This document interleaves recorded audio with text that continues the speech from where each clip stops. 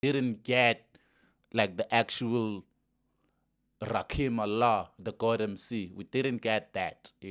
Sounded like a throwback from the 90s. And then Common and Pete Rock. That's the album.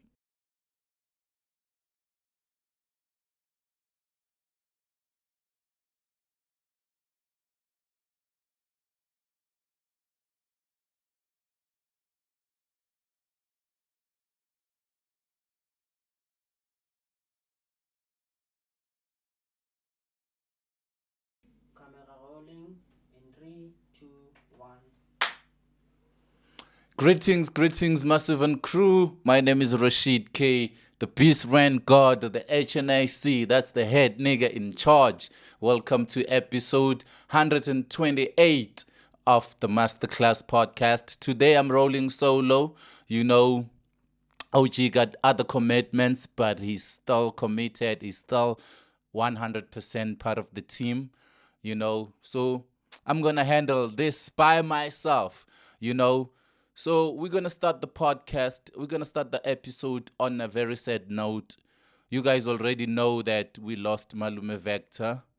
May his soul rest in peace in a car accident. On that very same accident, we also lost Elizwi Wokala. May his soul rest in peace, man. There's more sad news. There's more sad news. So we lost another female rapper, Maskebengu from Durban in Pinetown. She was part of the Pinetown team that competed on Zakwe's Hood versus Hood. She was also laid to rest. May her soul rest in peace. Like, that's not enough. We just lost another hip hop soldier, um, Milk Flow, Miss Milk Flow. She was once a presenter. She presented a hip hop show on Alex FM alongside Jovi Slash. She's been sick for a minute and she lost the battle. May her soul rest in peace, man. We know your contribution. We lost a lot of people this year, man, and we still halfway. You know. So yeah, man. But hip hop is still alive. Let's keep it moving. Let's keep it moving. Let's move the culture forward and keep the movement going. You know. On a lighter note, we've been playing celebrity games as Hip Hop FC. I'm coaching a hip hop team. We played um, against other genres like Maskandi and gospel and gom, and we moored them. We moored them. We've been playing for 3 weeks in a row. We went to Mbombela Stadium, invited by TS Galaxy, a PSL side that was playing a friendly against a Bundesliga side, FC Brugge from Germany. And we played there. We also won that game. And last weekend we were playing in Johannesburg against the actors. There was Scandal, there was House of Zwide, and there was Isipeto.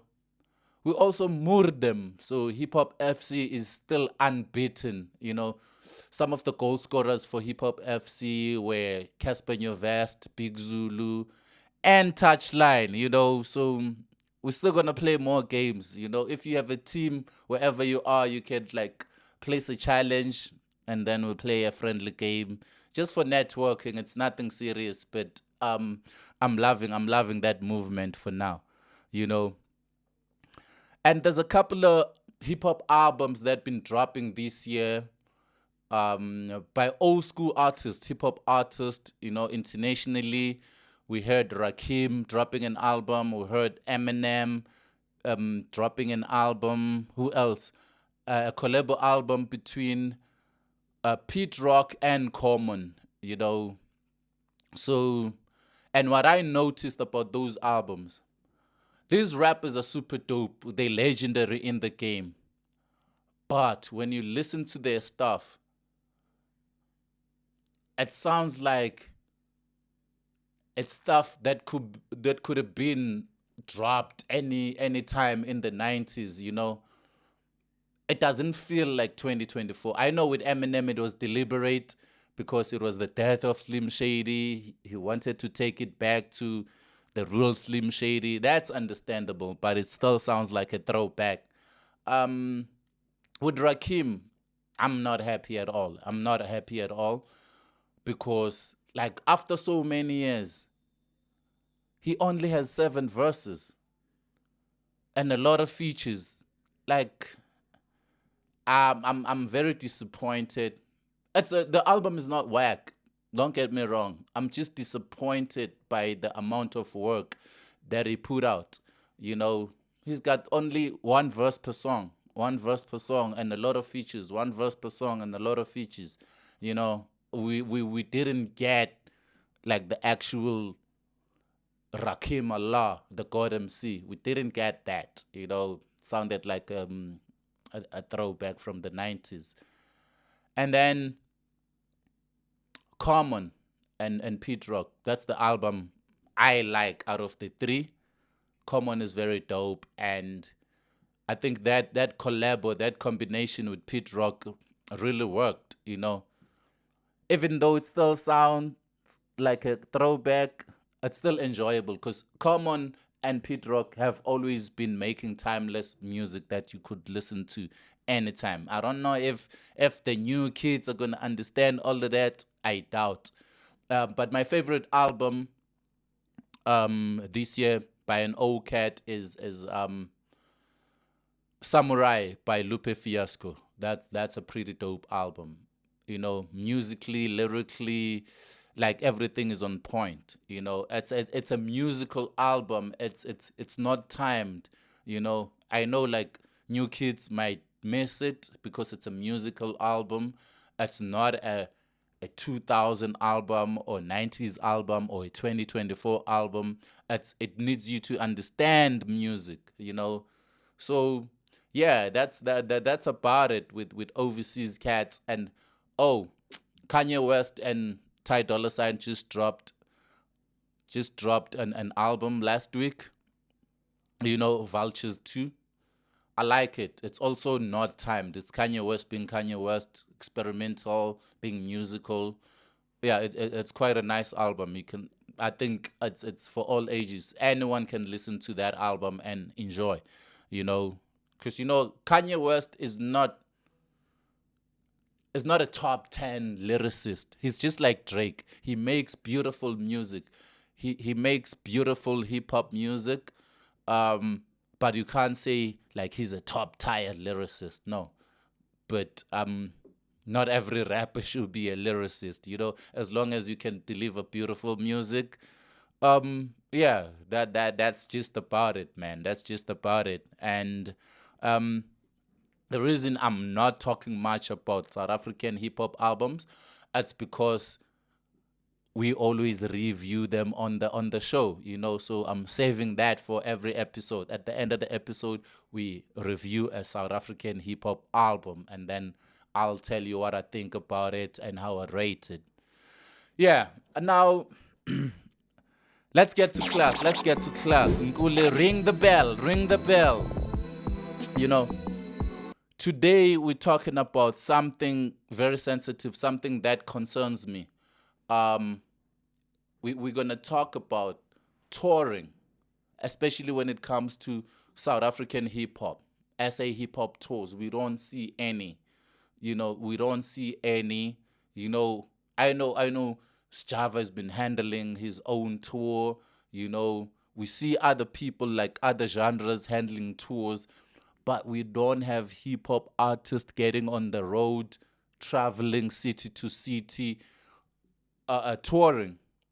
All they do is release music and hope to get booked. And I don't think that's the only way. We have a lot of options. You know, we have a lot of options, you know, that we can try out. You know, instead of just chill and wait for the promoters to book us, you know. But how do we make it happen? How do we do this thing? How does touring come about? How do you create your own tour? You know, one of the things is to um collaborate with the brand, you know, collaborate with the brand depending on how big of a brand you are, how much following you have. You can collaborate whether with Sprite or Hennessy or Power Play or Castle Light, whatever. You can like send your proposal, approach the marketing department for any brand and plan your own touring. You know, it's easier that way. It won't cost you much, you know. Number two, you can plan a tour different cities and start selling tickets 3 or 4 months prior. You know all the logistics. Like if the venue is a 5,000 seater capacity, and to cover all the expenses, you need to sell 3,000 tickets, you know. So you sell those tickets in advance. If you get to that number, let's say you get to 3,000 tickets before the event, then you sorted. You start planning the next one. You can handle your own tour by selling tickets in advance, but a lot of artists don't do that. I don't know what's happening with the teams, management teams, and like in terms of planning and strategizing these things, because there are like a lot of ways, like plan your tours by selling tickets up front, go there and sell the match. That way, if you're selling tickets up front, you can weigh and gauge that, okay, by this date, I have like 5 days to go and I have a low ticket sales. You can cancel the show and refund the people without losing anything. Cancel and refund. But nobody's trying out that method of selling tickets up front. I think if we can do that, we can have a lot of tours, a lot of successful. Others will fail, obviously, but we can have a lot of successful tours. And you don't have to be alone. You can do it in a group. You can collaborate. Have 5, 6 artists coming together, planning a tour, get on the road, go city to city, and make sure that you include local artists. If you're going to Bloemfontein, add Bloemfontein local artists on the lineup. Those are the people who are going to be promoting for you in Bloemfontein, artists and DJs. You go to Durban, you add Durban local artists and DJs into the lineup, and those are the people who are going to promote your show in the city. Do that city to city, and trust me, we will get somewhere. But right now, I am not seeing any tour happening when it comes to hip hop, So you can consult me. I can help out. With planning. I don't want any money from you, but I can assist to put your tour together. The venues, the brands, the ticketing, everything. We need to start working on the highest level. Let's dwell on the highest, So we need that. SA hip hop needs that. Nobody is as lending us a hand. Our music is not on radio. Our music is not on TV. We need us. All we got is us. You know what I mean? So I really hope it's halfway. It's halfway through the year now, and I hope something from spring all the way to summer, we start seeing hip hop tours coming together, And it doesn't have to be like strictly hip hop. You can collaborate with other genres. Bring an Afro pop artist, bring a Maskandi artist, whoever you're friends with. You can theme your tour however you Shuni tour. You bring Afro pop, hip hop, and Maskandi. You call it whatever. You can always find a way, a concept to theme your tour. You know what I mean? Let's make it happen. Moving right along. We're going to the free period. Who do we have? Who do we have? We have a young rapper called J Little, all the way from Velcom, Bloemfontein, no, Free State, Velcom in Free State. You know, yeah, Velcom in Free State. His name is J Little. Young rapper, very, very dope. I met him like 2, 3 years ago. He was like 16, you know. Um, he's a bit grown now, but he's still dope. He's still doing his thing. He's based in GP. Yeah, so check out Jay Little. You know, I know he's worked with the likes of Landrose. He's worked with the likes of Muesli. You know, so he's really on the come up. Look out for Jay Little. That's our rapper of the week this week. Producers. Oh, we have ShooterKhums. He's a producer, engineer, and he's down with Stay Low movement. You know, he has produced. He's worked with the likes of Pretty Ugly, Zulu Mecca. One of the producers you need to pay to get that hit, to get that dope beat. Yeah, look out for him, man. He's been putting in work, and if you're putting in work here on the Masterclass podcast, we see you and we'll profile you and we'll let people know that you're up there with the rest of them, with the best of them. Shout out to ShooterKhums, man. Keep bringing us more hits. You know, that's our free period for last week. For this week, what am I saying, man? A lot of shit happened last week. But this week, Jay Little, our rapper of the week. ShooterKhums, our producer of the week.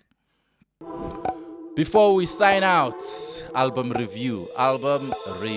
Who do we have? We have Jody. Jody just dropped an album called Shine O'Clock. You know, it's his time to shine. I've been listening to this album, 17 tracks. It's 54 minutes long. You know, 17 tracks. Yeah, the tracks are not that long, you know. That's why you have 17 songs and less than an hour. I quite like the album. It's laid back, you know. It's Jody is like his first album. You know, he's been dropping singles and EPs and mixtapes, but this is like debut studio album. It's called Shine O'Clock, man. Starts with an intro. Next up on Shine O'Clock, then he gets to shine. You know, track number 2 is called Shine. You know, Made It Anyway. Those 2 tracks, 2 and 3, are like it's just braggadocious. It's just bragging like, yo, I'm shining. I made it anyway. I'm here. You know. And then there's the Cool. I love the Cool. One of my favorite tracks. Track number 4 is the Cool. You know, and then as Red and Blue featuring 25K. You know, when I saw the title Red and Blue, I thought of Bloods and Crips, but it's not. It's none of that. You know, dope track. You know, and 25K represented. And then there's Family Business, Vamonos, J Jody and Aries. You'll never go wrong. You'll never go wrong. You know, there's other features. Black is featured on the album. Blackless for the World, track 10, he's featured. You know, there's Soul Ties, Gemma Farsi, Love is Pain. You know, I'm my other favorite, 2 a.m. again with Ayanda G. I love that track. And My Destiny, last track on the album featuring Java, beautiful track. Man, this is a dope debut album, J Jody. I love it. It's you know, you can tell he was not chasing radio hits or club bangers. It's just mellow music, beautiful music. And I rate this album an 8 out of 10. I love it. Check it out, J Jody. Shine O'Clock. You know what I mean? I love it. I've listened to it more than 2 times. I'm still gonna bump it. J Jody, Shine O'Clock, 8 out of 10. Rashid K, the Masterclass Podcast, episode 128. I'm out.